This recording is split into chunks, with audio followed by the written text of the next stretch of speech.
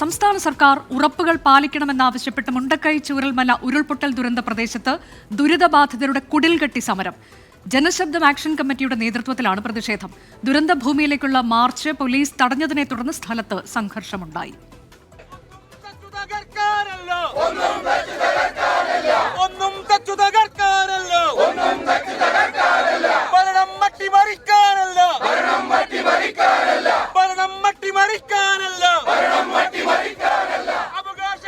അബ്ദുൽ അസീസാണ് എൻ്റെ പേര്. എൻ്റെ വീട് നഷ്ടപ്പെട്ടതാണ്.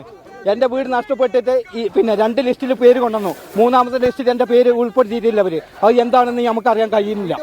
മുഴുവൻ മൊത്തം പോകണമെന്ന് നമ്മൾ കണ്ണുകൊണ്ട് കാണുകയാണ്. നമ്മൾ എൻ്റെ മോൻ്റെ വീടിൻ്റെ മുകളിൽ നിന്ന് കാണി ഞങ്ങളെല്ലാം ലൈവായി കണ്ട മനുഷ്യനാണ് ഞാൻ. എല്ലാം നഷ്ടപ്പെട്ട ഞങ്ങളെ പോലീസിന് ഉപയോഗിച്ചാ തടയുന്നത്. നോക്കി 2 CIമാര് ഭയങ്കര വലിയ ബറ്റാലിയൻ വന്നിട്ട് ഈ പാവപ്പെട്ടവർ തടയാ. ഞങ്ങളൊരു സമരത്തിന്റെ മാനസികാവസ്ഥയിലല്ല, മാനസികാവസ്ഥയിലേ അല്ല. ഞങ്ങളെല്ലാവരും പോയി ഞങ്ങൾ ഓരോ ഖബറിടങ്ങളിൽ ചെന്ന് നടക്കുക, ശ്മശാനങ്ങൾ കയറി നടക്കുക. ഞങ്ങളുടെ കൂടപ്പിറപ്പുകൾ പോയതിന് പ്രാർത്ഥനയായിട്ട് എല്ലാ ഘട്ടത്തിലും ഉറപ്പുകൾ മാത്രമേ ഉള്ളൂ. ഞങ്ങൾക്കായിട്ട് ഒരു അവകാശവാദവും ഇല്ല. സർക്കാർ പറഞ്ഞ ഉറപ്പുകൾ പാലിക്കുക എന്ന് മാത്രമേ ഉള്ളൂ. എൻ്റെ മകൻ ഞങ്ങളെ കൊണ്ടുവന്നിട്ട് ചൂരമല ഹോസ്പിറ്റലിൽ കൊണ്ട് സെറ്റിലാക്കിയിട്ട് വെള്ളം പറഞ്ഞിട്ട് കൂടുതൽ വെള്ളം വന്നപ്പോൾ നോക്കാൻ വേണ്ടി പോയ മോനാണ്. 2ാമത് തിരിച്ചു വന്നിട്ടില്ല. ഒരുപാട് ആൾക്കാരെ രക്ഷപ്പെടുത്തി. എൻ്റെ മകൻ ലാസ്റ്റ് അവസാനം എൻ്റെ മകൻ ഇല്ലാതായിപ്പോയി. 2 പേരും ഭാര്യ ഭർത്താവിന് ഞങ്ങൾക്ക് 2ആൾക്കും ഒരു മകൻ ഉണ്ടായിരുന്നു. ആ മകനും കൂടി കൈയിട്ട് പോയി.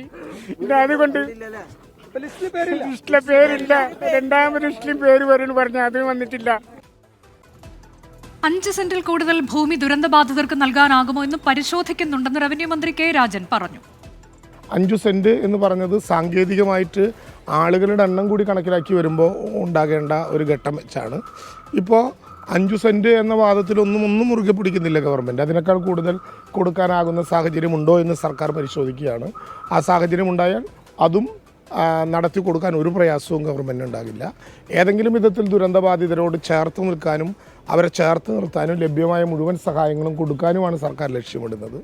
എന്തെങ്കിലും വിധത്തിലുള്ള തെറ്റിദ്ധാരണകൾ ദുരന്തബാധിതരുടെ മുമ്പിലേക്ക് ആരെങ്കിലും പ്രചരിപ്പിക്കാൻ ശ്രമിച്ചാൽ അതൊന്നും വില പോകുന്ന പ്രശ്നമില്ല. അവർ ആ പ്രശ്നങ്ങൾ ഉന്നയിച്ചാൽ ആരുമായിട്ടും ആ കാര്യങ്ങളെല്ലാം ബന്ധപ്പെട്ടവരുമായിട്ട് ചർച്ച ചെയ്യാൻ ഒരു പ്രയാസവും. സ്വാഭാവികമായിട്ടും ഒരു വിവാദത്തിന് തിരികൊളുത്തേണ്ട പ്രശ്നമേ അല്ല.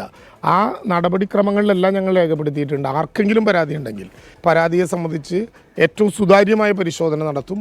ഈ മാനദണ്ഡങ്ങളിൽപ്പെട്ട ഒരു ദുരന്തബാധിതനെയും ഒഴിവാക്കപ്പെടില്ല ഒരു ലിസ്റ്റിൽ നിന്നും.